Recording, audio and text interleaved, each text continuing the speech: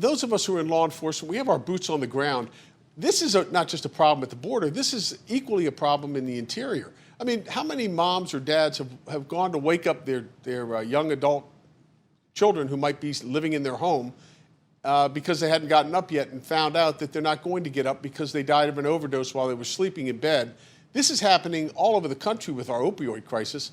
How many angel moms and dads have we seen who have lost their kids, who will never have a birthday or baptism with them, or maybe even know a grandchild or a spouse that they would have had, because Congress continues to ignore the impacts of this on the very people they were paid and elected to serve. And so for us in law enforcement, we're done with this. We've had it. We've watched for 20 years these communities, our communities, deteriorating with gang violence, transnational gangs coming in, the opioid crisis out of control. Massachusetts, Liz, is 2,200 miles from the border, about a 38-hour drive from the southern border.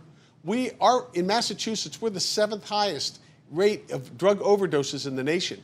We are the 2nd most common place that you will go and find fentanyl. And 90% of that is coming from the southern border. How could anybody who's been elected to Congress, who took the same oath that we did as sheriffs, as law enforcement, say that I don't really care about that. I'm more interested in my politics. And you know what? Tomorrow, if there's another angel mom or dad that'll join that group, well, so be it.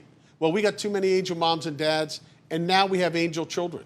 I have a mother, a single mother, who on Father's Day, about 2 years ago, had called her father and said, "Dad, I'm not going to make it over on Father's Day, but I'll come the following day." Her father didn't like it. He drove to her where she lived. She got out of her car when she was getting her groceries to bring in the house. She had a 2-year-old daughter. Her father shot and killed her right there in the parking lot. And this is a guy who was deported, came back, had done 10 years for attempted murder prior to this. And this is what we're dealing with. Now we have angel children. When is Congress going to care enough about the very people that they were elected to represent, like this president is?